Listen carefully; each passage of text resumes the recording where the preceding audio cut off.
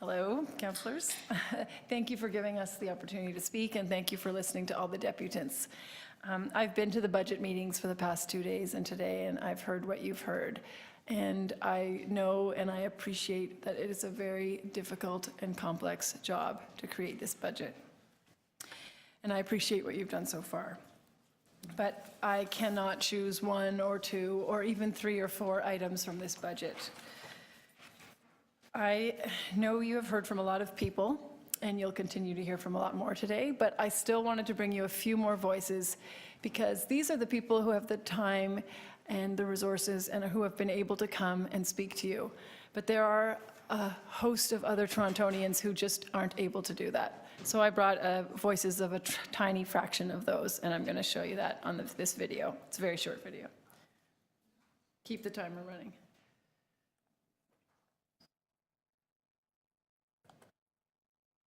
I'm Brian Young, and I'm deeply, deeply concerned about climate change.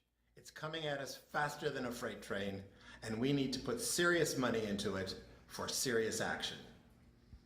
My name is Christine, and I would like to see a Toronto budget that supports local artists. My name is Dee, and I'm a retired teacher. I was shocked to learn that 1 out of 4 Toronto children live in poverty. This is unacceptable. Children don't learn when they're stressed and undernourished. The poverty reduction strategy should be funded in the 2018 budget. Hi, my name's Nadine and I live in the outskirts of Scarborough. I've lived here on and off for the past 30 years. Over these years, it still takes me the same amount of time, over an hour, to get to the downtown Toronto core. My wish for the city is better public transportation, faster, more convenient, more accessible. Thank you. I like the 2-hour free transfer, so it's easier to get to school, easier to just use the TTC in general. That room should be made within the budget for supportive housing and for help to seniors. I'm 61, and I think that when I'm 65, I fear that I will be living in greater poverty than I'm living in now. I lived in supported housing for the best part of 3 decades in Toronto. Now I have my own bachelorette apartment, and I can't help but think of people still living in boarding homes that don't have the opportunity to be self-sufficient like I am. The city needs to make ample and affordable childcare a priority for the city's economic and social well-being in the 2018 budget.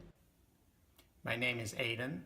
I think public transit should be more affordable. I'd like to see council members focus more on Toronto City housing, youth opportunities, and of course, climate change. Now, these are things that are very important to our economy and very important to our nation. But it's so hard. I'm locked in this cycle here that I can't seem to get out of. That I can't get far enough ahead to try and do anything about it. Apparently I'm on the list for subsidized housing, but it's been 6 years now, and I guess I'm still not a priority. Thank you. So it's the children and the youth who are going to live with the ramifications of this budget. So that's why I brought my son here. Hi, I'm Jacob Meyer, and I wanted my voice to be heard on what I think the city should be funding. So first off, I think the TTC should receive a lot more funding, so I'm not late for school if I miss one bus and have to wait 30 minutes after for another one to come. Secondly is our housing issue. It's wrong when I see people suffering in the streets of my own neighborhood. Everyone needs a place to live. Thirdly is climate change. I want my city to address the massive problem of climate change, inspiring others to do the same. And I want to know, most importantly, that the younger generation will have a green future, like my little brother and my sister. Finally is our Parks and Rec programs. As a child, I learned to skate and swim through our Parks and Rec programs, and I want every child to have that opportunity. Overall, I feel we need to share our resources and reduce poverty in the city. Thank you. Thanks so much. So please don't make us choose to fund climate change instead of poverty, or transit instead of parks, or childcare versus nutrition. There is tremendous wealth at the city. There are other revenue tools available. There are even ways to use the money that we already have. So to me, the good news is we can create a budget that meets the needs of our residents and of our city. Where there's political will, there is a way. Thank you. Thank you very much for your deputation. Councillor Layton. Thank you very much, and thank you for coming in. I think that you've put together, Jacob, a good list of the priorities that our city needs to focus on, many of which we've made announcements on over the past year, and unfortunately have fallen into the column that is to go unfunded if we are to stick to a pledge that the mayor made, essentially, to the electorate, and has been codified into this budget by way of his budget direction that was adopted by not a majority of council. I wouldn't say unanimously council. What we're looking for is essentially we will need to identify new resources, and as you've outlined, where there is will, there is a way. But what would you suggest would be the mechanisms that we should be using to draw on the additional resources?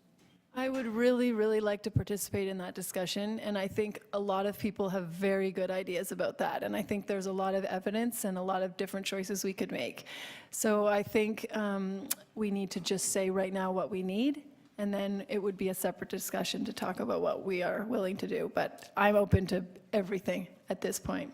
Personally, I'm willing to pay more. I'm willing to see changes in how we spend money. I'm willing to do a lot of things. So, but I think I think you would get really creative, interesting ideas from people if you came to them and said, "Hey, we're in trouble.